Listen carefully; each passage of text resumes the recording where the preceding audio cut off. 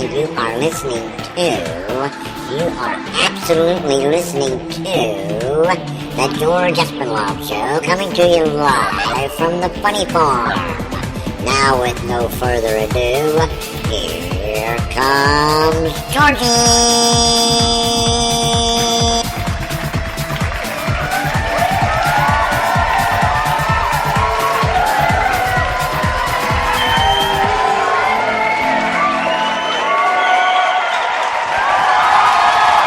Thank you.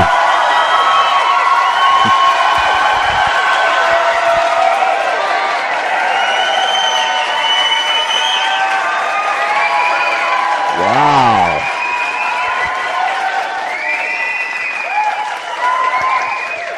Hey, that's the way my mom used to greet me at the door when I'd come home. But over the years, that kind of wore off. You know what I'm saying? She don't quite greet me like that no more. In fact, most of the time she just don't even greet me. You know, so I just can't help it. I better be quiet because she's gonna punch me out. I just know it. Hey, let's get serious. To all of our friends down the street, around the corner, across this great nation, and around the world, we welcome you to the George Espinlove Show that comes to you live from the Funny Farm in a place called Our World. And every night we try to explain we don't know where that is. We just live here. We don't have a specific mailing address. In fact, we don't even have a mailbox. But we do have an email address, georgece@comcast.net. georgece@comcast.net. I don't know why I'm cracking myself up. It's just I can't tell you why I'm cracking myself up. I just am. You know what I'm saying? Oh, stop it, everybody, before you get me all wound up here. Where was I? We want to thank everyone for your emails. Keep them coming. My, Charlie loves to read the emails. I love to read the emails. And my mom even loves to read the emails. We answer every one of them. Every single one of them we answer. So keep them coming. They are wonderful. And it keeps our spirits up. And we're so thankful that you are participating in the show. The chat room is open.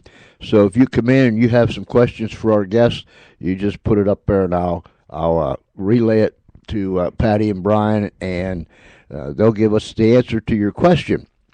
We have a delightful show tonight. Very interesting, thrilling. It will grip you. I was talking with them just a little while ago before we went on the air. Their book is riveting. I could just go on and use those descriptive words over and over and over again, but I'm serious. Their book is thrilling. It's humorous. Hold on, Charlie. Bring me that thingy. Okay. Thank you, Charlie. It is humorous. It's thrilling. It'll make you cry. It'll make you laugh. It'll make you do all those things. So, ladies and gentlemen, we want to bring on the show tonight Patty and Brian O'Mara Croft. Hi, guys. Hello. Hi there. How you doing? Pretty well. Good. You. Patty, I wonder if you'd tell the folks a little bit about yourself. Well, you mean specifically related to the topic of the book? Just a little bit of your background, where you come from, and so on and so forth.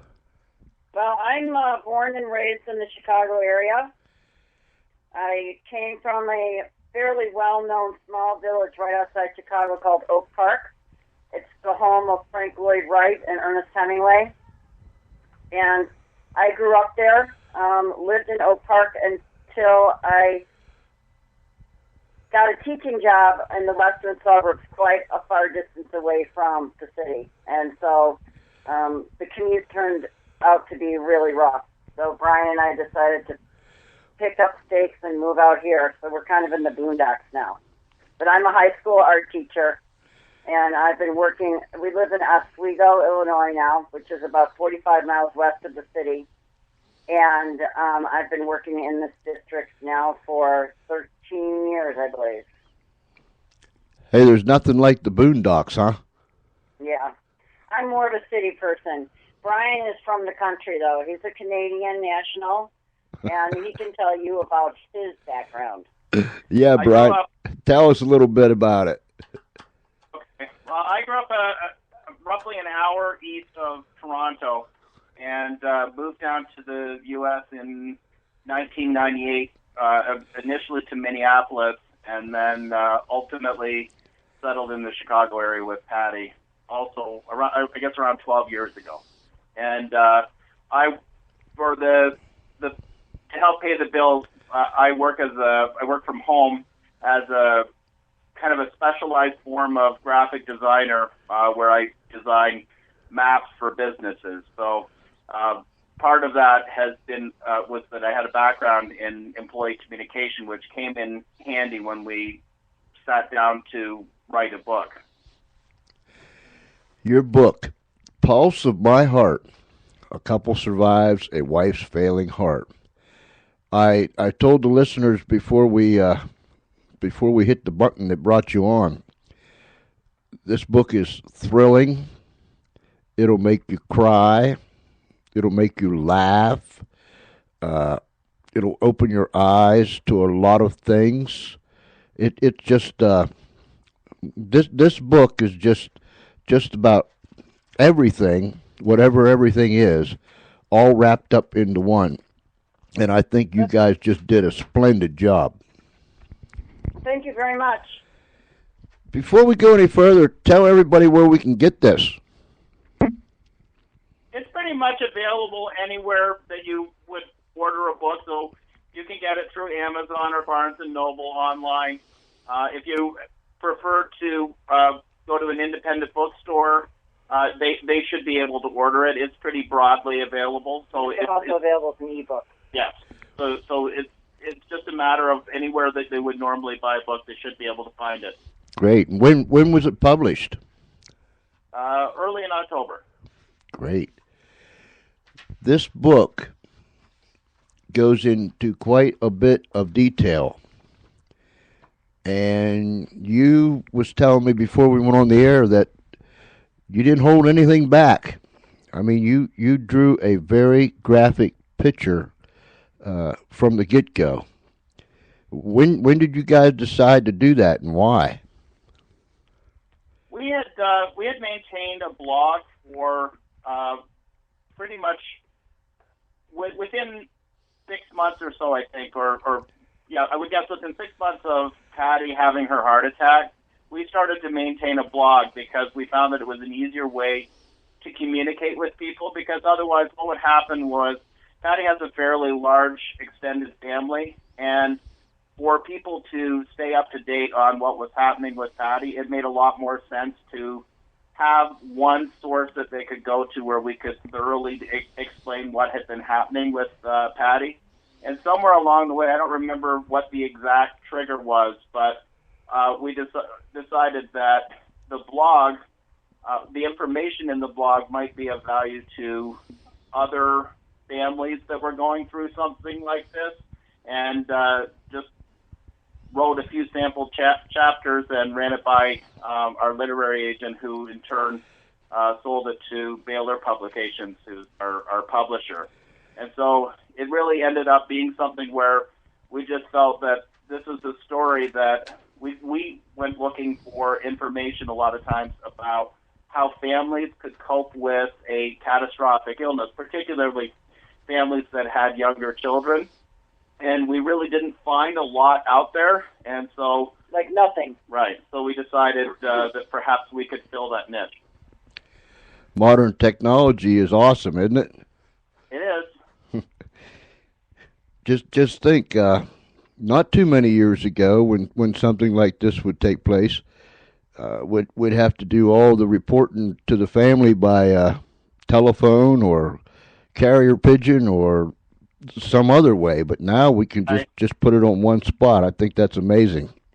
Yeah, well, that is initially how things started. I have 7 brothers and sisters, and we're all in the Chicago area, and everybody wanted to know what was going on every day. And so Brian was just exhausting himself, taking and making phone calls.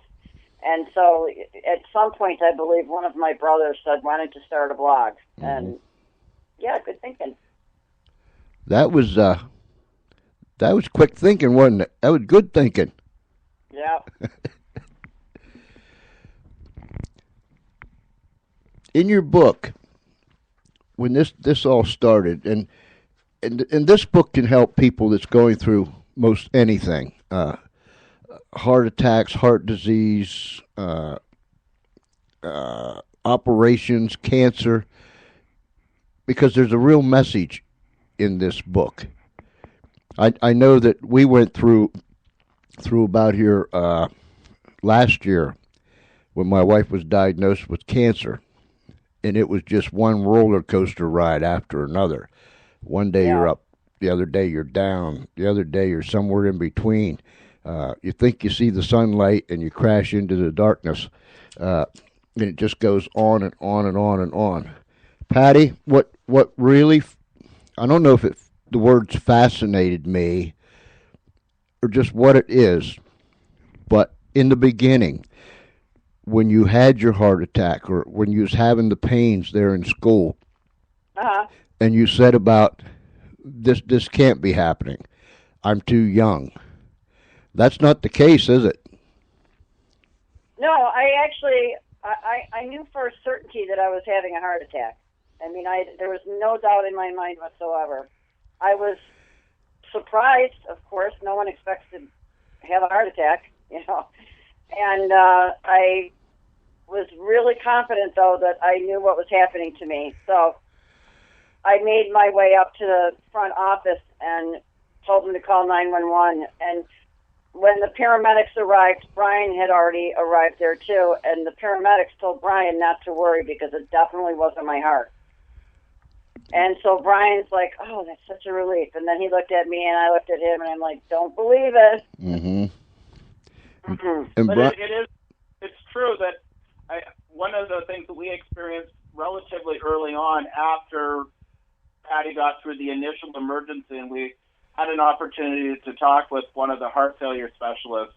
And one of the things that she had said to us was that more and more, for whatever reason, more and more middle-aged or younger women are suffering heart attacks. And in a lot of cases, women who suffer a heart attack in their 20s or 30s fare far worse than someone who may be in their 60s or so, because what happens is over time the heart sort of develops new capillaries to compensate for the slow restriction of the arteries. And in the case of a younger woman like Patty or younger, the heart really hasn't had the opportunity the same to start to try and compensate for that gradual restriction or constriction of the arteries. So it ends up very often being a far more devastating heart attack. Well, plus in my situation, I didn't really have any gradual constricting of the arteries. All my arteries were wide open except for the one spot where they closed off completely. Did you have any other symptoms prior to this, Patty? I did. About a week ahead of the actual event, Halloween, and we had a young student who's actually a junior in high school now, but at the time I think was probably 9 or 8 years old, younger than that. I think it was 7. Okay. And so we were doing trick-or-treating with him on Halloween, and I just was feeling really out of sorts. I was having pain in my collarbones and in my back and a headache and, just felt really winded and tired and just had to say, "I'm sorry, you're stuck on trick-or-treating duty. I got to go home and lay down." And I went home and I took some ibuprofen and I laid down on the couch, and I never really felt better that whole day. And then by the next day, I felt okay again. And that's when women are experiencing these symptoms, that's very often the sign for women that they could be having heart issues. Uh-huh. But one of those things where it's very hard to make this decision to rush over or call an ambulance if you're feeling fatigued or feeling nauseous, because in a lot of cases it's very easy to mix that up with, just any type of aspects of life. You sometimes feel tired, you sometimes feel headachy. This was fairly sudden and fairly extreme, and probably was something that we're looking at. But as Patty said earlier, you don't expect to have a heart attack when you're 42 years old, so it's much easier sometimes to believe something else. And unfortunately, there's consequences if you ignore symptoms. I guess that's where hindsight becomes 20/20, huh? Mm-hmm. Yeah. In your wildest dreams, or even in your imagination, Patty, you never, I mean, probably never crossed your mind that this would happen, did it? No, absolutely not. I already told you, I'm from a very large family, and there is absolutely no history of heart disease in my family at all before me. Mm. We have lots of different cancer, but no heart disease. Mm. Do you remember the biggest part of it when it struck there at the school? Yeah, I remember everything. I was never unconscious. Mm. And the pain excruciating. Yeah, it was pretty bad. I mean, it was bad enough that it was pretty set in stone in my head about what was going on, and it just got worse and worse and worse throughout the whole thing. Like, I know at one point they were doing something in the ambulance. They had loaded me into the ambulance, and they were doing some communication with the hospital, and I begged them to please just get going because it hurt so bad. Like, please get me to the hospital. I don't know what you're going to do, but you better stop this pain because I don't know how much more I can take. Brian, you were sleeping when this all took place, and you received the phone call, right? Yeah, that was the least pleasant way to ever be awakened. Yeah, I received a call. The receptionist at Patty's school was just an absolutely wonderful lady named Sherry, and she called me, and she said, you need to come over here. And I said, why? And she said, well, Patty is having some real problems, and she thinks it's her heart. So we had one vehicle, which Patty had at the school, so I phoned my next-door neighbor, Jim, woke him up, and asked him if he could take me to the school. And he said, could you give me a couple of minutes? And I said, oh, never mind, I'll just run over there. It's probably a 25-minute walk, but I decided I was going to run through these fields, and I wasn't in the best of shape, so he was just, calm down, I'll get you there. So it probably was less than 10 minutes that I had joined Patty at the school. The few minutes that he asked if he could wait was to put some pants on. Yeah. Yeah, he described getting dressed and holding the phone between his ear and the shoulder and trying to put his trousers on, and yeah,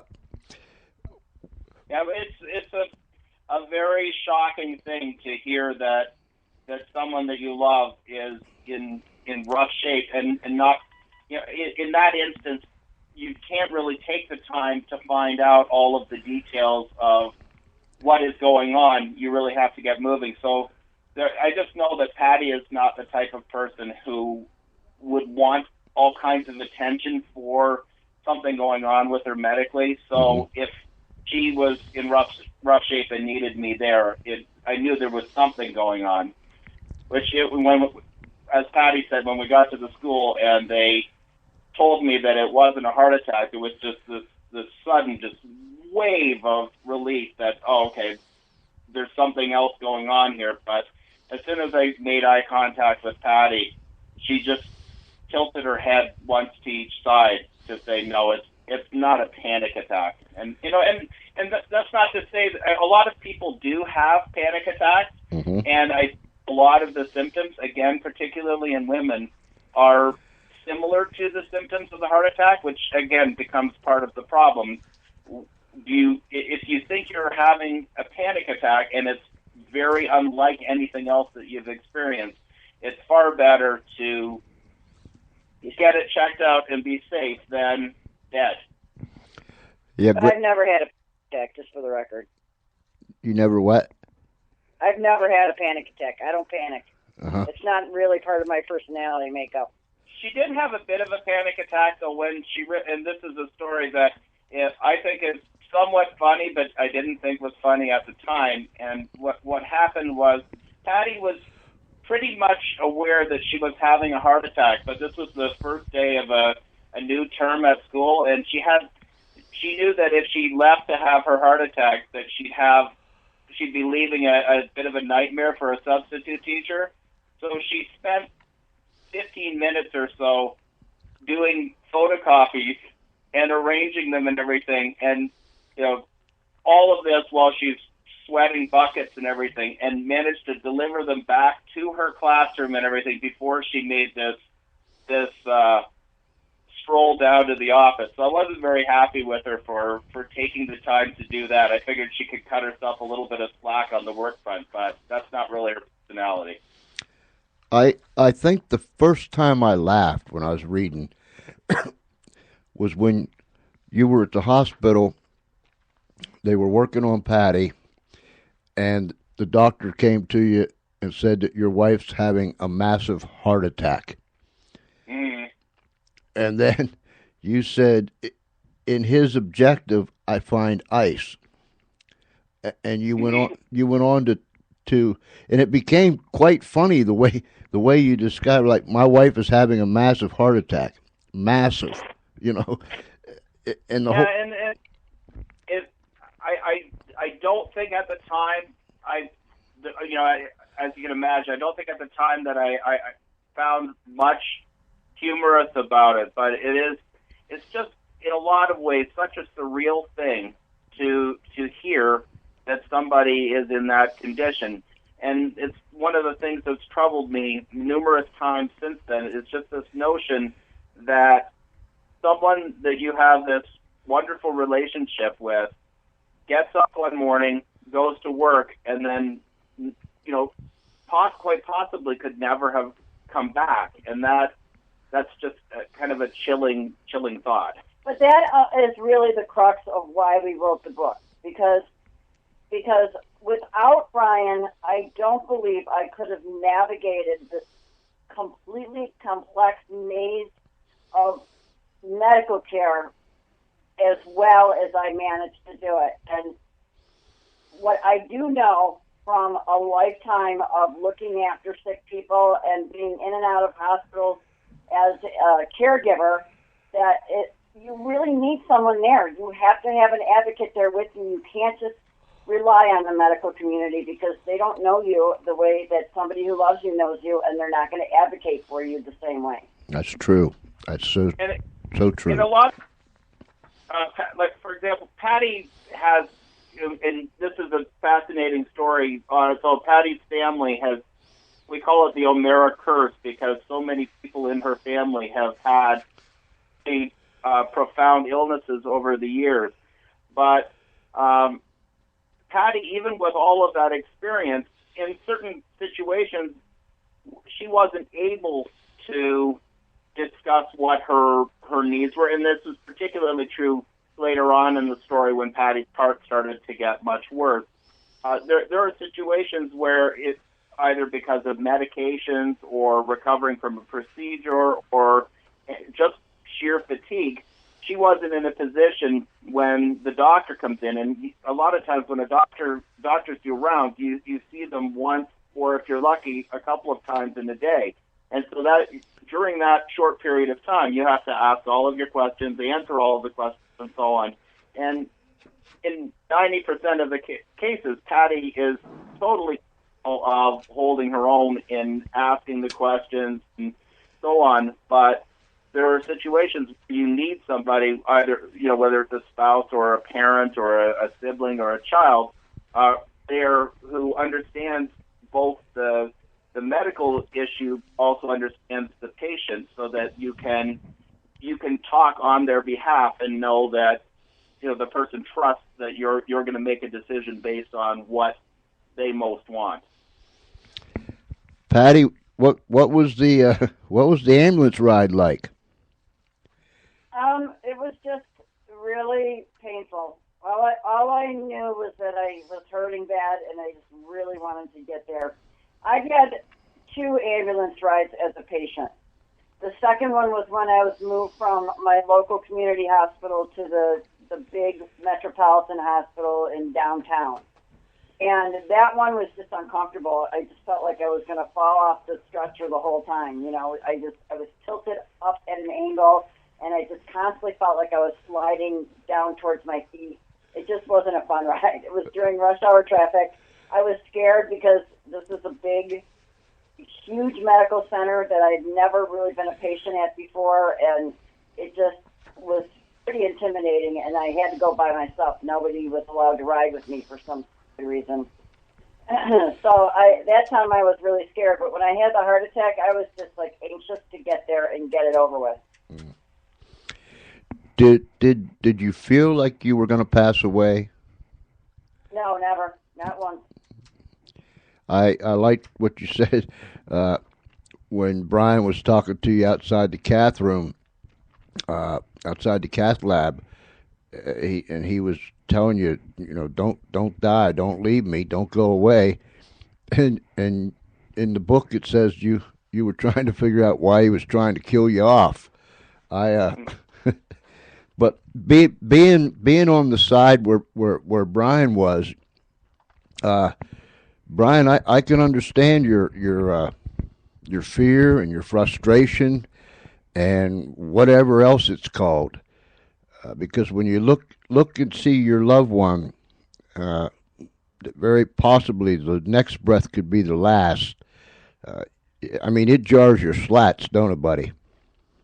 Yeah, well, particularly, I think for me, one of the things that happened was that I had very little experience with, I should knock on wood here, very little experience to that point with hospitals or with people being ill.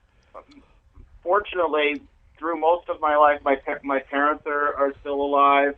I've enjoyed relatively good health through my life, so I hadn't had a lot of experience as a patient or a caregiver in the hospital. So I had no idea what to really expect at any point in this process, and so I think a lot of the fear just came from not knowing and having not experienced any of these things. And again, I think that was part of the motivation for capturing our story in a book, was that there may be other people out there who haven't really experienced this and don't have an idea of what to expect. Brian absolutely was amazing as my caregiver. He just did a really magnificent job, and he was really scared to death from the get-go about screwing up. And he just didn't know which way to turn in many instances, but he found his way, and he did a great job. So I think the moral of the story is, it doesn't matter if you're experienced, it doesn't matter if you feel overwhelmed by the jargon or whatever it is that's intimidating you, you can still do it, and you have to do it. Yeah, that's I think that's the key words right there. You have to do it, because if you don't, no one else is going to do it. Right, somebody has to be there. Hey, Brian, tell us about your first Thanksgiving, and you decided to make the meal for you and Patty. Oh, that was a nightmare. Yeah, that was actually, you know what, you had asked earlier what the start of the book, that was the first chapter that was written. And I had written a book before this called Lost in the Hive, and it's a collection of humorous essays about life as a husband and father. And one of the things that I was working on was an early draft of a second book, and one of the stories in it was going to be about this Thanksgiving, and it kind of ballooned into a book from there. But what had happened was, after Patty had the heart attack, we visited the heart failure specialist, and they had told her that she needed to go through all of these lifestyle changes, and one of the biggest ones was that she was going to have to overhaul her diet, which in a lot of cases, I mean, for me, would have been a big issue because I don't think I can. I've never met a hamburger that I didn't adore. Where Patty was more sensible, both in portion size and the types of food she was eating. But I decided, they had said, you really have to cut way back on any sugar in your diet. Which, by the way, these particular specialists were incorrect about this. But go ahead, I'm sorry. Okay. So they had said, cut way back on salt, cut way back on sugar, cut way back on any type of saturated fat in the food. And so that basically means you can eat fruits and vegetables and not a whole lot else in some cases, or at least this is the way that I envisioned it. So I bought one of those pre-packaged packages of low-fat turkey slices, and I made this. I found a recipe for ultra-low-fat stuffing that used this dark brown bread, and I just made this. It was an abomination, basically, on a plate. So if you imagine a Thanksgiving dinner and then somehow turn it into the synthetic form of Thanksgiving dinner, that's basically what I gather. And the whole time that I'm preparing this in the kitchen, I'm swearing and throwing pots and pans around, and Patty's in the other room watching Paula Deen doing this amazing Thanksgiving dinner. So finally I get it all wrapped up and bring Patty to the table, and I'm convinced that she's just going to be enraged or just is not enraged, horribly disappointed. And she just started to cry and said, that she was so happy that I'd gone to all this effort for her. And she said, why don't you go have a nap or something, relax. And so while I napped, Patty actually tried the food, and it was terrible. And so she stuck it outside and put it at the very bottom of our garbage barrel. And then when I woke up, told me it was wonderful. And so it didn't come up until a couple of months later that she was honest with me that it was just this. It was just years later, actually. It was terrible. So, but it was, my heart was in the right place, no pun intended, trying to make her a great meal. But it turned out later on that Patty's unusual for a heart patient in that where a lot of times a patient with heart failure onboards more and more fluids, and so they have to reduce the amount of fluids that they take on, and certainly in a lot of cases have to reduce the salt in their diet so that they're not retaining as much fluid. Mm-hmm. But Patty, for some reason, tended, even with heart failure, they referred to her as dry. And so at one point she was actually encouraged to increase the salt in her diet because she was not having any problems with fluid retention, and yes, and I suspect that ultimately is part of the reason why Patty is still around today and actually made some recovery, was that she didn't have that congestive, right? Patty, could go ahead. I didn't have high cholesterol. I wasn't seriously overweight. I didn't have hardening of the arteries. I didn't. My blood pressure was not only not high, it was and is really low. So I really didn't have any risk factor except for a few lifestyle issues. And the doctors that we met subsequent, our miracle doctors, basically said, your lifestyle choices at that age do not sufficiently explain having 100% occlusion in one spot of your most major coronary artery and having no other evidence of anything anywhere. It just doesn't explain it. It's nothing that we can explain, but you don't have to walk around feeling guilty that you did this to yourself, because you didn't. What for our listeners, because I'm sure everybody knows somebody, if they don't have some type of heart problem themselves, but everybody knows somebody that knows somebody. What exactly happened, and was there a portion of your heart that died, or no? Yes. A very large portion of it did, actually. There's the left anterior descending artery runs, if I'm remembering correctly, runs basically from the top of the heart and probably a third of the way down branches out into two still fairly large arteries, and then from there branches out again. Patty's was blocked right near the very top, and because it was 100% occluded, that meant that absolutely no blood was getting through there. It was basically like water up against the dam. And so with what cardiologists will tell you a lot of times is, I think they say minutes are muscle, and the longer that you go with that blocked off, the greater the likelihood that you'll sustain permanent damage. And Patty was fortunate that we lived very close to the hospital and that she got to the hospital quickly, because she was on the table having an angioplasty within roughly an hour of her acknowledging that she needed help.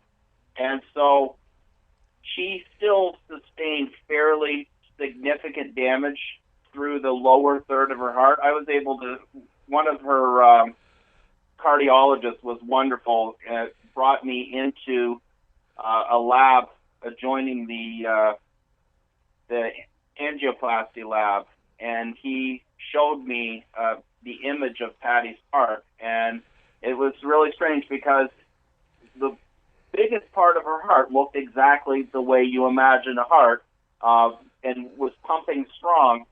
And then this lower section, probably a quarter to a third of her heart, just sat there and quivered as though it wasn't doing any movement on its own. It was basically only moving because the rest of the heart had been moving around it. Mm-hmm.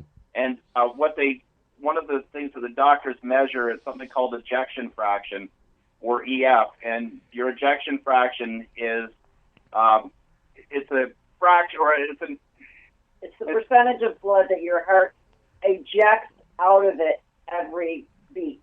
So you have your ejection fraction is the lower percentage, because there's a percentage of the blood that goes into your heart, and then there's a percentage of the blood that comes back out. And they measure your heart's efficiency by the ejection fraction. It's a number. And a normal ejection fraction is anywhere between like 55 and 70. And at the time of my heart attack, I think they told me it was like 35, and that I should expect it to recover from that because I had gotten to the hospital so quickly. But it only got worse. The next time they measured it was like a month later, and it had dropped to like 25. So with the massive heart attack you had, most people don't survive. Is that right? Yes. And that's why they call it a widowmaker. And it's I think it's much more common in men, and that's why sometimes you'll very often, if you see a heart attack in a movie or on a television show, it's this great production of grabbing your chest and staggering a couple times and falling into a koi pond or something. Mm-hmm. Where with women a lot of times it isn't that, but in Patty's case, she had pretty much a classic male widowmaker heart attack. And a lot of times, if you don't immediately get to a hospital, say had Patty just decided that this was something that she could walk off, or had it been treated as a panic attack, then the odds of her being around would be very slim. And in fact, there's a story that we share somewhere in the book about Patty's sister had a friend who had been misdiagnosed several times in her 30s, and ultimately went home. She visited 2 or 3 different hospitals where in each case it was misdiagnosed, and the next morning the husband woke up and found his wife dead next to him. How many? So Go ahead, there Patty. was no at all. So it wasn't as if I had any choice in the matter. I knew I had to get help because I was in a lot of pain. How many children did you have at home then? We have a total of 5 children. Brian and I have 2 sons that live in the Toronto area, so we don't have them full time. And then we have 3 that live here full time. We're a blended family. We didn't ship kids off to Canada.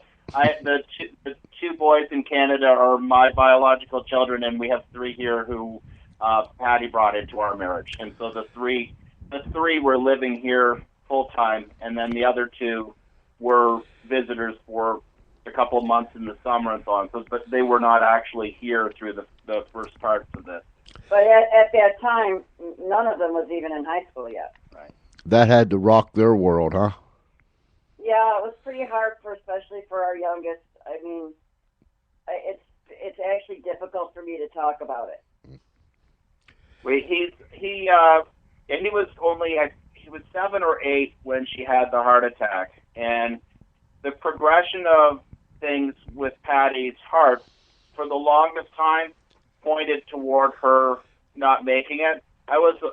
Patty was much more of an optimist, and so as she said, I don't think she ever really believed that she was at death's door, where I just presumed that, she would go at any time. And so it was just a very different sort of thing. And we tried our best not to have the children feel this overwhelming sense of dread, but you have to be honest with them. You have to be honest with them because they know you're lying to them, and then they won't trust you anymore. And so I think they were, at least through osmosis, picking up some of the upset that we were feeling about various stages of Patty's heart disease. Little people knows a whole lot more than what us bigger people give them credit for, don't they? Yes, they do. And he was quiet. He's a quiet boy. He doesn't say much, and it was like wrecking him inside. Though he was really traumatized by it for a long time. After your Thanksgiving dinner, that Brian. That up again. I have to hand it to you, Brian. Now, look, I'd be the same way because the only thing I can do is I can nuke stuff in the microwave. But if I ever had to do that cooking, the real deal like you was doing, I wouldn't have got it right either. In fact, I wouldn't have got as far as you did. So my hat's off to you. But Brian is underplaying himself here a little bit because if he had been allowed free reign, he would have whipped up a gourmet Thanksgiving dinner. He's quite a very accomplished cook, but he just was trying to do the right thing and be healthy, and he just went overboard. Yeah. I was going to say, you didn't take any pictures of that by any chance, did you? I don't think so. No. When you had a drive to get back to work, didn't you, Patty? I did. I really love my job, my career. I love being a teacher. I love teaching art. I really have a good rapport with adolescents. But more than anything else, I just really felt restless at home. Even if I was tired, I just felt like I wasn't accomplishing anything. Like the biggest part of me, I was still a mom, but I wasn't able to be a mom in the same way that I had become accustomed to. And I had been taken away from my job, and, I just felt like kind of useless. And so I just set my sights on getting back to work. I didn't even care if it meant like I had to go back and be on an LVAD or go back and have to be on an IV 24/7 or whatever they decided intervention I was going to need. I just really wanted to get back. My cardiologist kind of scoffed at the notion for a very long time, but then she realized that I was going back to work. A lot of trips to the hospitals, pharmacies, doctor's appointments, tests. Oh, you and too it, many to count, And and that's ongoing. And that was what I think one of the things that was very fortunate. I had been working as a consultant for HR consulting firms until the summer of 2003, and I was downsized out of a position. And rather than try and find, well, I tried, but there wasn't exactly a whole lot of positions for my type of work available. So I started working on my own. And that ended up being serendipity in a way, because I was able to be here, and for the most part was able to go with Patty to the appointments and to the hospital and so on, because I was able to adjust my work schedule around it. Now, that's not to say that the work didn't suffer, because ultimately if you are spending that much time with somebody at a hospital, even with Wi-Fi and access like that, it's difficult to concentrate on projects. But it definitely was a blessing in a way that I was working at home, so that I was able to be a big part of whatever was going on with Patty. Tell us about the emotional strain on you, Patty. Honestly, I think the only real serious emotional strain that I really felt was empathy for my children. I was very, very worried about what their life was going to be like if I died, because we're a blended family, and they lived with Brian full time and had been for many years at that point. And if I died, then they would have had to leave their home and go and live with their biological father in a different community. So not only would they be losing their mother, but they would be uprooted from everything that they knew and were comfortable with. And that scared me so much. It really, really frustrated and freaked me out. And I tried my best to cope with it by trying to communicate as much as possible with my ex-husband and make him try to understand that even though, of course, he loves his children, everybody loves their kids, it would not necessarily be in their best interest for him to uproot them immediately if something did happen. And he did kind of grudgingly agree that he would at least consider leaving them be for at least a while until they were able to wrap their heads around it. But I mean, I didn't even want to contemplate it. All I did was focus on recovering because it just sounded off. Brian, in chapter 20, you entitled it "A Pessimist's Guide to Grief." Could you tell us a little bit about that? Wow, this is actually kind of close to home recently, because when you're reading the book, you'll see that in many chapters I talk about Patty's sister Kathleen, or Kiddo, and she was with me almost every time that Patty was in the hospital. If she could, she would come to every doctor's appointment.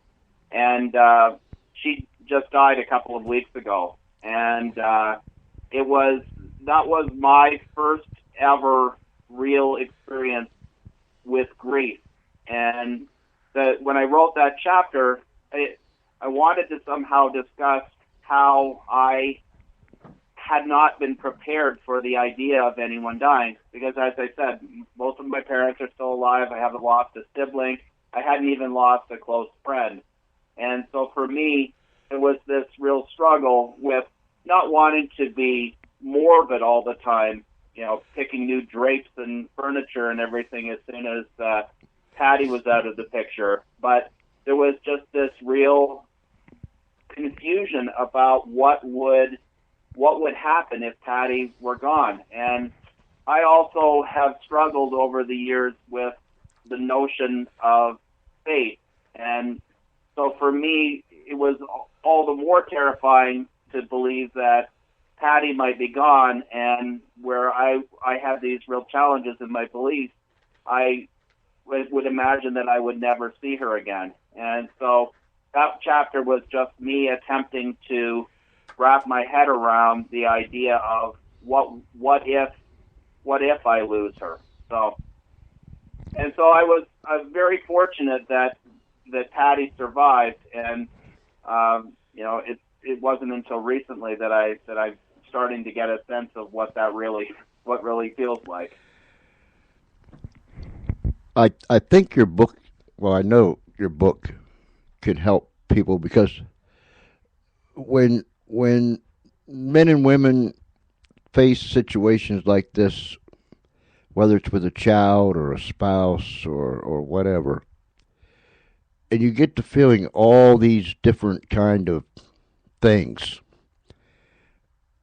sometimes you actually think, I'm the only one that's feeling this, or it's not right for me to feel this. But yet, it's all part of the process, isn't it? Yeah, I mean, there were definitely times throughout that year, especially the year that I was on the transplant list, where I was just really too weak to even move. I mean, I just really couldn't get my butt out of bed and walk across the room. And it was so discouraging. Plus, they were giving me chemotherapy, and I was reacting really badly to the chemotherapy. So in addition to being exhausted from a failing heart, I was also made nauseous every single day. Like, I threw up every day. And I just got really, really discouraged by it. I mean, ultimately, our discovering that my heart was healing was led by Brian and I deciding that enough was enough, and that if that was what my life was going to be, that was not really living. So we had basically decided to pull the plug on the interventions trying to get me to the transplant, and it worked out. Didn't I read in the beginning that your blood had some stuff in it that you couldn't have a heart transplant? Yeah, I have ridiculously high level of antibodies, which everybody has antibodies. They're the disease fighters, Uh-huh. And it's usually a good thing. But if you need a transplanted organ, it's like the worst thing possible, because your own body goes on the attack against the transplanted organ if you have a high level of antibodies. And so if that happens, which they claim is a very rare occurrence, and told me not to worry about it at all, it was just a routine test that they had to run, like one last thing before I was listed. If it did come up, that they had found many pretty effective ways to bring those antibodies down so that did not become a problem. But that just never happened for me. My antibodies were high. They still are high. They're never going to go down. Hey, Brian, you said when the doctor said that Patty had a massive heart attack, you said that she just couldn't have a small heart attack or a medium heart attack. When Patty does something, she has to do it big time. So she has to have the most severe, massive heart attack that there is. Right. And so she's the same way with her antibodies, huh? I guess, yeah. It just seemed to be the way things worked with her. It was that, and the strange thing is, we went through. Well, I say we. Patty went through the worst of it. I just, sometimes helped clean up after, tails beside the bed and things like that. But there was a lot of. There was the whole year where they were trying to reduce her antibodies. It ultimately was a lot of her discomfort during that point was less about the condition of her heart and much more about the interventions that they were taking to try and reduce her antibodies with the chemotherapy and other methods. They either involved time in the hospital or fairly profound illness related to the drugs. And it's just an unfortunate thing. And we've always kind of worried that people that the message that we're giving across was complaining or whining about the circumstances, but it's just really, if you're going to give people an honest picture of what this was like, I know from observing it that Patty had a miserable year, and she did everything she could whenever she had a day that she wasn't really having a bad day. She did everything she could to step back into being as good a mom as she could possibly be. She wanted to find excuses to get over to the school where even if she wasn't teaching at certain points, she could still get to have some connection with her students. And so it's just, Patty's personality is, I've always thought, was kind of a type A personality, hence her finishing the copies before she dealt with her heart attack. And it just seems like her body had a type A personality as well, in terms of if she was going to get a new heart, she was going to really have to jump through some hoops to get it. Well, it just became kind of a running gag. My sister Kathleen, the one who just passed away, used to always say, Brian, and she would joke, like, oh my gosh, they're trying a new drug on Patty. What are they saying the most rare side effects are? Let's time it. Let's see how long it takes for those side effects. And it's the honest God truth. There were many of the drugs that they gave me that year were in an attempt to reduce the antibodies and keep them down, because I was going to need to be on these drugs for the rest of my life. Once you get a transplanted organ, you have to be on drugs that suppress your immune system for the rest of your life. Mm-hmm. And there was like a relatively newcomer on the field that had been really, really well accepted by the largest majority of transplant patients. And there were a few, not so nasty side effects that they talked to us about anticipating. And what happened to me was I got a ridiculously high fever. Like, I got on this drug, 6 hours later, I'm burning up 103. And they never even told us that we could even think about expecting that.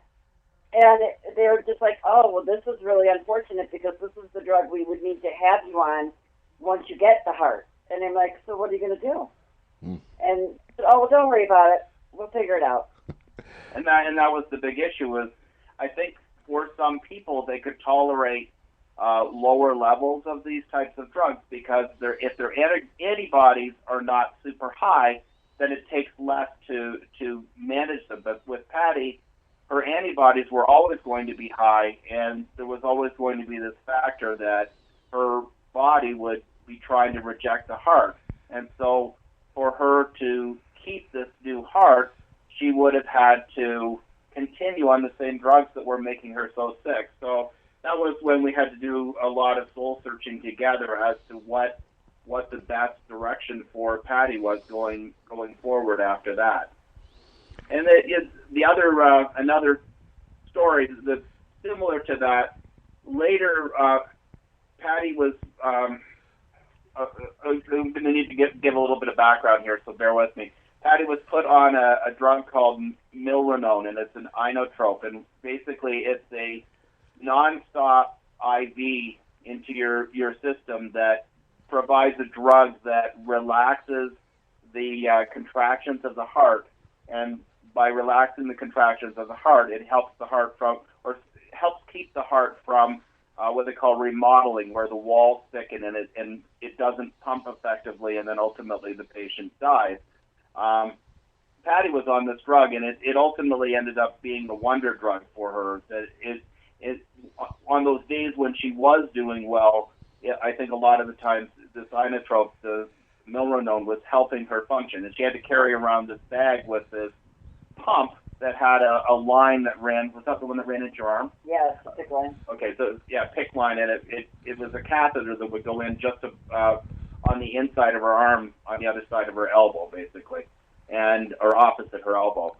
Anyway, so unfortunately, whenever you have a line that feeds into your body, you're much more susceptible to any sort of infection. And Patty had again, this is Patty not doing anything halfway.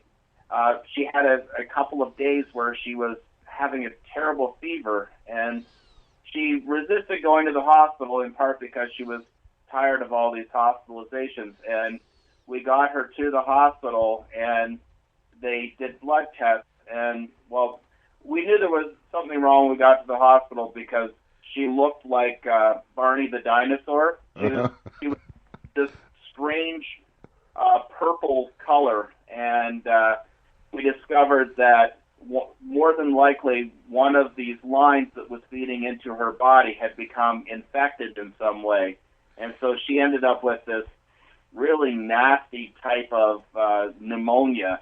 And so she ended up spending at least, I think it was a whole week in the hospital because of that. So, well, I mean, I turned it around amazingly fast because they told me I was going to be in the hospital for weeks because it was such a resistant type of bacteria that I had somehow managed to get myself infected with. But I was home in a week. Patty, you are a fighter. I'll say that. You are a fighter, girl.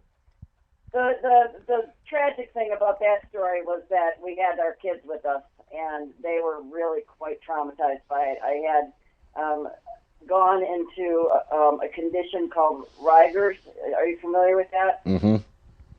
And so I was basically convulsing, and I guess my pallor was also quite purple. Yeah, like unnatural looking.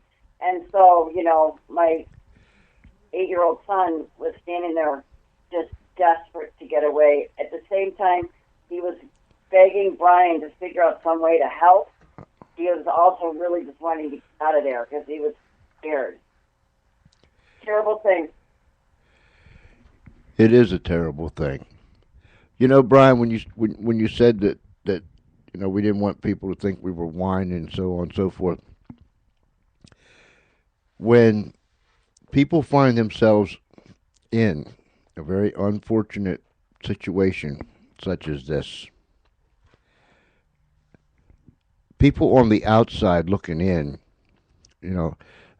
they always have the best advice, but they've never been there, done that. Hopefully they don't have to go there, do that. But right. People have never been there, done that. What's the old saying? Don't judge me, or the Indian, or something. You don't judge me till you walk a mile in my moccasins. Right. Well, and I think there are different families. They can cope with things in different ways, and I think there are people who tolerate certain drugs better than others, people that tolerate certain types of procedures than others. It's just, when we wrote the book, I wanted people to have the chapters that I wrote where I don't see myself as this person who can look at every situation and see the silver lining and everything. So I'm hoping that genuine flaws in me and in my personality come through in the book, because this is really it's our story, the way we experienced it. And I'd like to say that in every case, I thought procedures, that I dealt with the situation in the best possible way, but I know that isn't necessarily true. And I know that there are some of the procedures that Patty went through that were supposed to be much more unpleasant than they turned out to be, and then there were some that were supposed to be relatively routine procedures that didn't turn out that way at all. There's the one chapter in the book about Patty having this electrophysiology study done, where she was having strange arrhythmias in her heart, where her heart was going out of rhythm and missing beats, or stopping for a few seconds at a time. And those everybody has that happen to some extent, but with a heart failure patient, if it happens with any regularity, there can be some real danger associated with that. So she had this electrophysiology study done, which if you read anything about that study, they basically describe it as, mildly uncomfortable. And in Patty's instance, there were some things that were mismanaged that ended up making that a far more traumatic experience than it maybe would have been otherwise.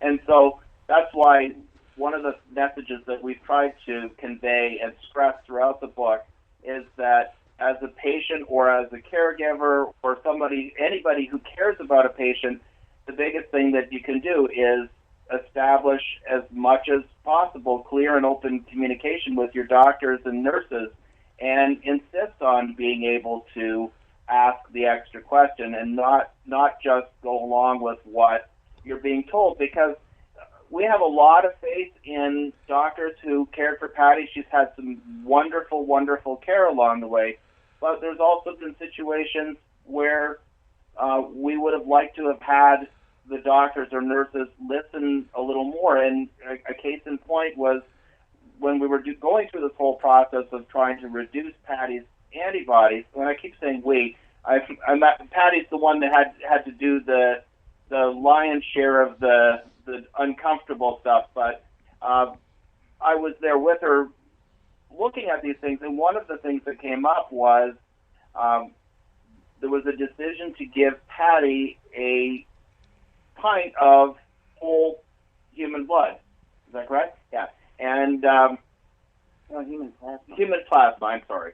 And because she'd gone through the process of plasmapheresis, because again, this is another procedure to try and scrub the antibodies from her blood, and they wanted to give her human plasma. And a doctor that we hadn't spoken with came in and said that she was ordering this, and we questioned whether there was any risk associated with giving Patty human plasma, because I was already sensitized. Yeah, and so there's the potential that if you introduce new blood with its own variety of antibodies, Patty could pick up those antibodies, and we'd be working at cross purposes for everything that we've been striving for. And we ended up having this discussion, asking over and over with this one doctor if we could avoid this or could double check, and ultimately the decision was made to give Patty these antibodies, the plasma, and the next time her antibodies were checked, any progress that they had made reducing them was erased. And so that's, again, when I say we don't want to we're hoping not to come across as being whiny. There are situations where we do feel that it's legitimate to hold the doctors accountable for decisions where, because we were seen as non-medical people, sometimes the message doesn't get through. And I think it's so important for people to really say, each time that they get some new information from the doctor, especially now with the resources available to people on the internet, you can research just about every condition. And sometimes it's frustrating for doctors to have a patient who is asking detailed questions, because it's sort of like a little knowledge is a dangerous thing. So you're asking them questions, and it does take more of their time to get answers. And I'm sure there were times that we did waste doctors' time asking questions. But I had a doctor early on tell me to stop reading so much and just relax and listen to him, because what we were reading was just like jumping the gun and being entirely inaccurate, and he ended up being 100% incorrect. Mm-hmm. He was absolutely adamant that there was no way on earth that I was going to go into heart failure. There was just no way. I got to the hospital too quickly for that to happen. And I think one of the things that's super important for people to understand is if they're going through something like this and they are working with doctors that aren't answering the questions, then you, in those instances, then maybe you don't have the right marriage of the doctor, right? Right. And Patty's had now the same heart failure specialist for 7 or 8 years, who answers all of our questions, but we're not as inclined to ever doubt her about anything because I don't think she's ever been wrong about anything that she decided for Patty. Yeah, she's a smart lady. She's the one that wrote the foreword to the book. Mm-hmm. She's an amazing doctor. She's a wonderful person. I really feel like I got a blessing by. I mean, she had just come to our hospital like months before. She had just been recruited from the major medical center downtown to work in like a smaller but still very innovative heart hospital. And they pulled her in on I was one of her first patients at that hospital. And I was just like, wow, this couldn't have worked out any better. Yeah, and reading the book, excuse me, you could just tell that lady has a real concern for patients. I mean, they're more than someone on a conveyor belt or more than a number. They are a real human being. Well, and she actually told us at one point that she loved us. Yeah, and I don't think there's nothing wrong with that. I've never heard a doctor say that before. Oh, neither have I, but it was just the right thing at just the right time. And that's it's interesting because it's one of the things that I feel most passionate about is this idea of doctors and patients learning how to better communicate with each other. And there's actually some group had done a huge someone had given a huge donation to one of the hospitals down here, a teaching hospital, to have them train doctors on how to better communicate with patients. And then the idea was then that these doctors would help other doctors with that. And I think in a lot of ways it really is. It can be a simple process where it's just take the extra time to understand the patient so that you're adjusting the messages to the person's level of understanding and interest in what is happening to them. But as a patient, I think you also, patient or a caregiver for a patient, you owe it to yourself and to the patient and to a certain extent to the medical community to make sure that you understand what's going on in your body so that you can ask the appropriate questions and can issue appropriate challenges at certain times. Yeah, I had a fellow tell me one time, no one, and he wasn't a doctor, he was a farmer. He said, no one knows their body better than yourself. Right. And how true that is. I saved I saved this question for last. Love. Tell us about your love for one another. And I can't, this woman. And how love got you through this thing. Well, so you're talking about back then, right? Not now that she's recovered and become a tremendous harpy. No, because that love, for better, for worse, for richer, for poorer, for then and for now, it's the same love from day one. Look, I've been married for 45 years, and I love my wife more today. And people just look at me like I have two heads, which I probably do. I love her more today than I did from day one. Right. Because we've been through the valleys, we climbed the mountains, we cried, we laughed, we raised 4 kids, and on and on. We built a life together. So, our love never changed when things got better. And then changed again when things got worse, and neither did yours. Your love for one another has been consistent. It's been that force that I think when everything else would shatter and fall apart, it was that love. And we don't find it too much nowadays, but it was that love that got you through this, and love's going to get you through the rest of it. What yeah, about? absolutely.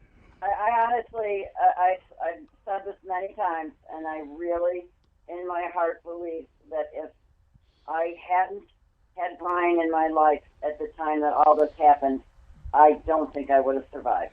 Hmm. I always tell my wife, if you ever leave me, I'm going with you.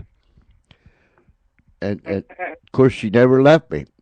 But she says, yeah, you'll have to go with me because you're incapable of taking care of yourself.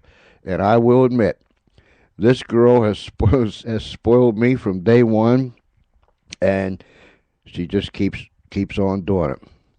Guys, Well, go ahead. and I think that's all about it. And I think a lot of times a something like this, even though you may not anticipate it happening, I think that strengthens the relationship because there are people who, when their spouse is in the hospital, we've heard so many stories of people that I've actually had people approach us at book signings and say, "Oh, I developed breast cancer," or "I had ovarian cancer, and my husband left me." Uh-huh. And sometimes I think an illness can destroy a relationship, and I think it is a good test of whether you are compatible with each other, because it's not fun being a patient, and it's not always fun being the caregiver for a patient. There are times where it is tiring,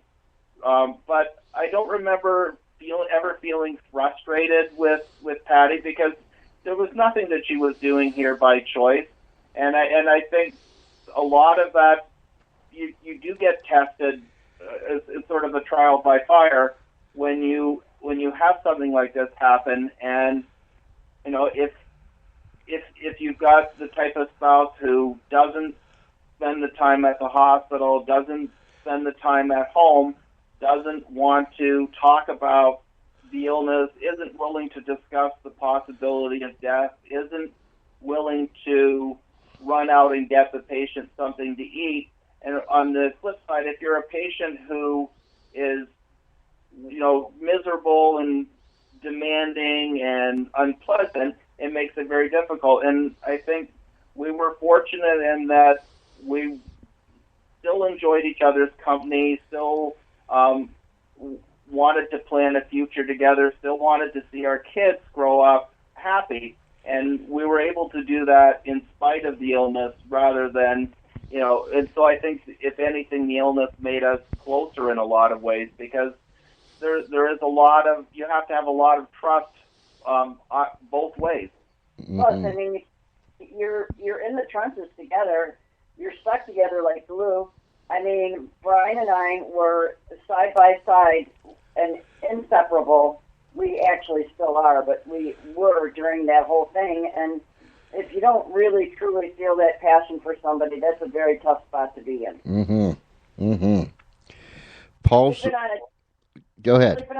Or what Brian used to call the gibbet in the hospital when I was, too sick to stay by myself at night, and they would pull these awful looking contraptions in for him to try and sleep on. Uh-huh. I mean, that's love. I also think we had talked about this before before you started your show, and I think humor is an important part of things. That sometimes real gallows humor just lightens things up, and some people maybe don't like that. There's certainly Patty's brother Neil made a comment. A nurse came in, and Patty was going to go for some procedure, and said something about, well, why don't you you guys are going to have to leave. She's going to have to change. And my brother-in-law said, into what, a pine box? And he and I and Patty were all laughing for 15 minutes while this nurse had this absolutely mortified look on her face. But you really, a lot of times, if you can laugh at some of the things that are most unpleasant, not so much that you're not taking them seriously or being infantile about how you approach them or wasting everybody's time, but if you can actually laugh at some of the things, laughter can help you pass the time. And we were really fortunate in that a lot of times we were able to laugh. Patty has a wonderful extended family, and they're all witty and sardonic and at times sarcastic, and it really makes things easy sometimes if, in spite of the terrible things, you can enjoy seeing some of the humor in them. When my wife had her throat operated on, when she went into the recovery room, and we were allowed to see her, she was sitting up and she was sipping whatever it was, and the nurses was there, and I asked her if it was leaking. Did they make sure it don't leak? So yeah, you can turn the humor on most anything, and it'll get you through. Pulse of My Heart. A couple survives a wife's failing heart. Patty and Brian O'Mara Croft. You can get it at most any book retail store. You can get it online, Barnes and Noble, Amazon. You can get it in ebook too. Yeah, they may not have it on the shelf in every bookstore, but they can certainly order it. It's internationally distributed. Okay, we've got it up on our up on our show page, some other places, and so a tremendous book, and it's real life. That's what it is. It's real life, guys. It's been delightful. Yes, it's been great for us too. Thank you so much. And please keep us posted how things are going, and what's them other two books that you wrote, Brian? I wrote one other book called Lost in the Hive. Lost in the Hive. It's probably not so broadly available anymore. The publisher has kind of gone under or closed up shop, so it's not as broadly available. But you can send them a copy, though. Yeah. If you'd like to read it, we have quite a few copies here. We could certainly send one to you. Sure, send me one. I'll finish this in one hand and read that one in the other. Right. That book is not quite as politically correct, shall we say. He's a little bit more body. Good. Hey, Patty, Brian, thank you so much for coming. It's been a delight, and our prayers are with you. And I just trust everything you put your hand to will blossom and bloom. And Thank you very much. thank you. Take care of your wife. Yes, sir, I will. Okay. Bye-bye. Bye. Pulse of My Heart. What a story. What a story. Get the book, ladies and gentlemen. Excuse me. Pulse of My Heart. A couple survives a wife's failing heart, by Patricia and Brian O'Mara Croft. It's a good one. Trust me. I've had my face in it. It is really, really good. I'll be back in about 30 seconds, and we'll go from there.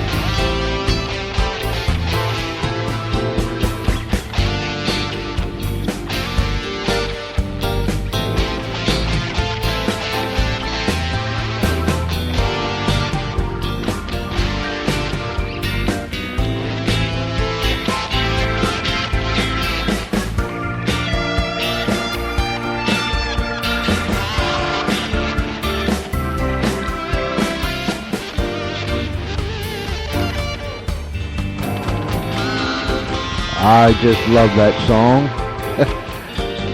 We played it on Friday. It's called Bad Friday, but why can't we play it on Monday? Huh? It's not a bad Monday. The name of the song's still Bad Friday.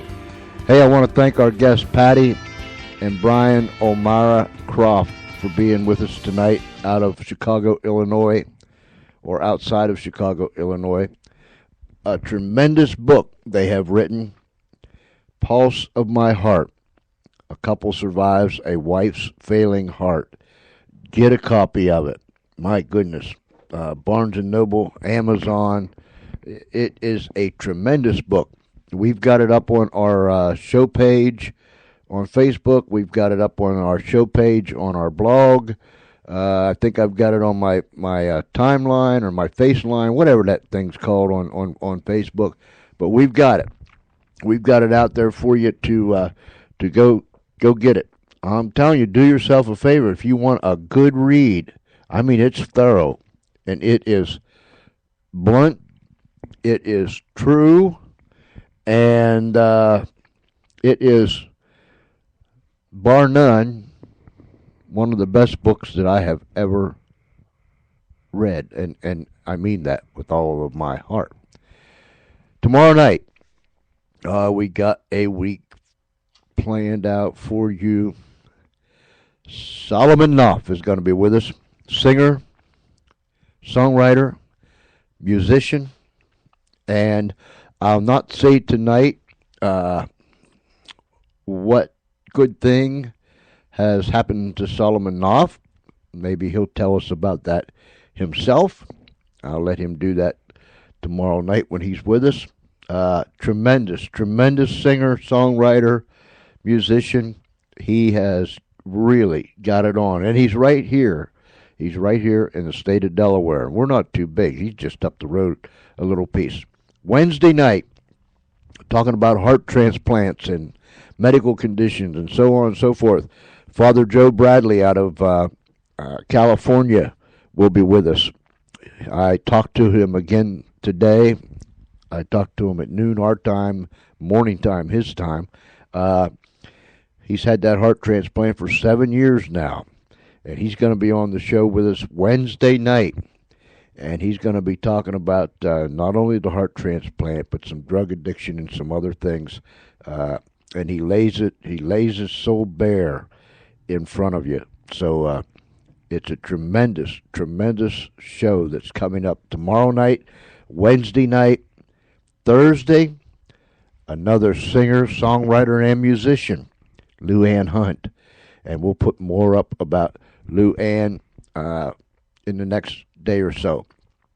On Friday, mark this down, Colonel Lee Ellis, retired Air Force man, is going to be with us. He has written a book, and he was a POW for 5 years in the Hanoi Hilton. He was shot down over North Vietnam. And he's going to be with us on Friday night, and he'll be discussing his captivity and all the other things. But join us Friday night for Colonel Lee Ellis, retired Air Force, who was shot down over North Vietnam and spent 5 years in captivity. And God just bless him real good. So we got a great week. We got a great week planned for you. And it just keeps getting better and better around here. That's all I can say. It just keeps getting better and better around here. Kick off the evening with a show that begins at 8, 7 Central Time, immediately followed by another show of a similar theme at 8:30, 7:30 Central Time. Then at 9, 8 Central Time is another show, followed by another one at 10, 9 Central Time. Then after your late local news, it's another one at 11:35, 10:35 Central Time, except if it's preceded by a golf or tennis update, in which time it will start at either 11:50, 10:50 Central Time, or 12:05, 11:05 Central Time, after which stay tuned for another show at either 12:37, 11:37 Central Time, 12:52, 11:52 Central Time, or 1:07, 12:07 Central Time, depending on whatever golf or tennis update was on 11:35, 10:35 Central Time. After that, stay tuned, whatever time it will air, for paid commercials, repeats of the 11 o'clock news, burned off syndication flops, bad movies, or a test pattern with an Indian head in the center of the screen. It's all right here at 8, 7 Central Time, unless something like the President of the United States of America has a televised press conference at 6 Pacific, 7 Mountain, 8 Central, and 9 Eastern Time. In that case, just add anywhere from 30 minutes to 2 hours to each of the times I have given you, depending on the time zone that you are in. And in this extreme case that this may occur, California will slip into the sea. Your trash pickup will be a day late. Polar bears and penguins will swap poles. The Great Pumpkin will rise. Paris Hilton will be sent back to prison. Cork will finally be out on DVD. Nothing will stay only in Las Vegas. Oprah Winfrey explodes. People die from watching Rachel Ray. An oil company will declare bankruptcy. Jesus brings the pork chops. Harry Houdini escapes death. Dogs and cats will be living together in harmony. People finally figure out the obscure pop culture references to Veronica Mars. David Hasselhoff does a paid cheeseburger commercial on the floor. Doctor Who plays first base on a baseball team. Joan Rivers' face finally falls off. People will finally care about David Beckham. Barry Bonds' muscles deflate. And Walmart raises all of their prices. And it's all tonight at whatever time it will air, only on SATV. Oh yeah, and David Tenney marries Jessica Alba. Yeah, right.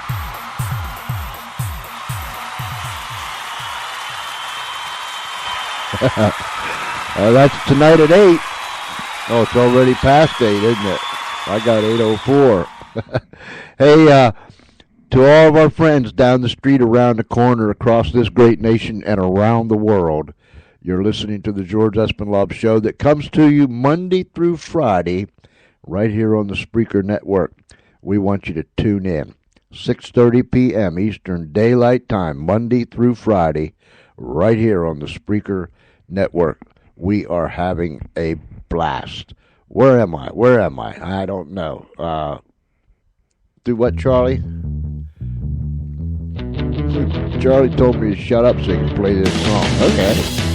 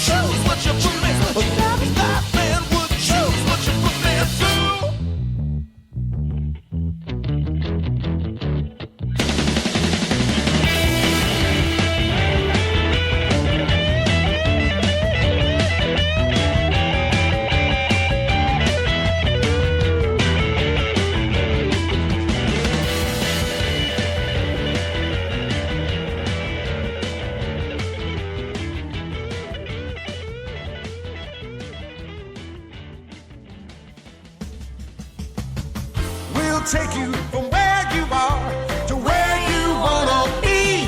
'Cause radio works. Radio works.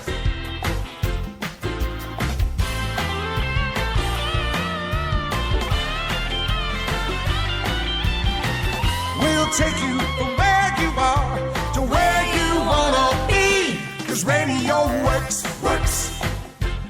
Radio works. And radio does work. Guaranteed. Ask me. I'll tell you. Radio works. One more time before we ride this puppy out of here. Pulse of my heart. A couple survives a wife's failing heart. What a tremendous, tremendous story. Ongoing, even as we speak. Thank you, Patty and Brian, for being with us tonight. Pulse of my heart. Go to Facebook. Go to our show page on Facebook. Go to our blog, theespenblog.com. Hit that little dooflicky up there that'll send you over to the Espen Radio show page, whatever we called it. It's on there. It's on my timeline, FaceLine, whatever it's called. It's on there. Hey, listen, if you want to follow me at Twitter, just hook up with me at PopUp. That's POPX7. At PopUpX7. If you want to follow us on Facebook, just look us up. Just type up there George Espenlaub, and my ugly mug will come up, and all that other stuff. Go to our blog, theespenblog.com. That's TheEspenblog.com, theespenblog.com. Email us, georgece@comcast.net, georgece@comcast.net, georgece@comcast.net. I say this periodically. If you have a story, if you have something that you have written, or songs that you sing, you're a musician, singer, songwriter, author, be what it might, contact me at George C.E. and we'll see about putting you on the show. How about that? We'll do that for you. You know what I'm saying? Oh, boy.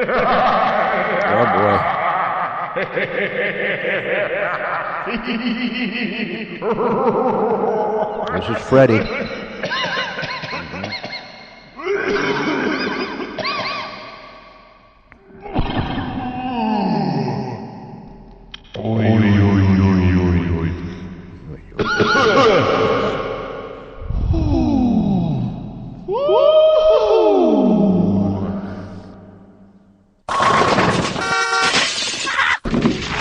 Well, I'm not a croft.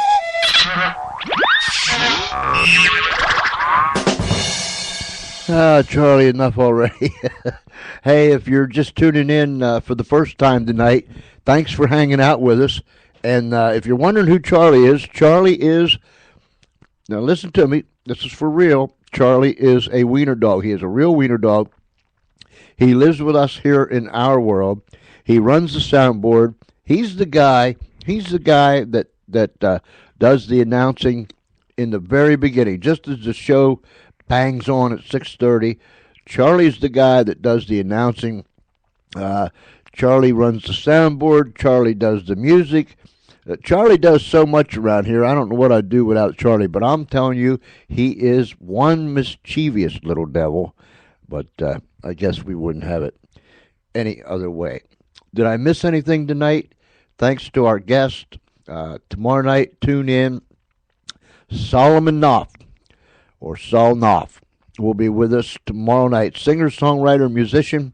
And if you was here Friday night, or if you haven't, go back and listen to it. We showcased some of his music. The man can just flat out sing. That's all there is to it. So join me tomorrow night, 6:30 p.m. Eastern Daylight Time, right here on the Spreaker Network. So I guess it's time to leave for one more night. I keep thinking that this is like Wednesday or Thursday, but it's not Wednesday and Thursday. It's Monday.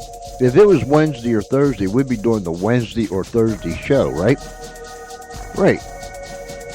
We're doing the Monday night show. So Must be Monday night. That I'll get it squared away. It took me all night to do that.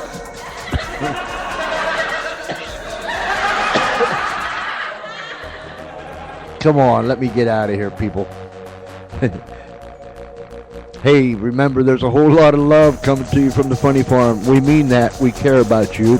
Email me, GeorgeCE at Comcast.net. We'll answer your emails. Thank you for sending them to us. We want more. GeorgeCE at Comcast.net. Whatever you might be going through, the valley might be dark and deep, but somewhere, you'll come up on the other side of the hill where the sun will be shining and the birds will be singing. I hope we put a smile on your face tonight, even if it was just for a little bit.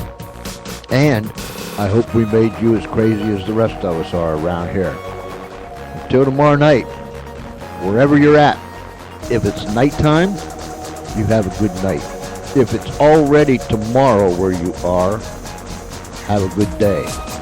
Regardless of where you are, until tomorrow night, same time, same station, 6:30 p.m. Eastern Daylight Time, right here on the Spreaker Network. This is George Espinlaub saying good night, and God bless you real good.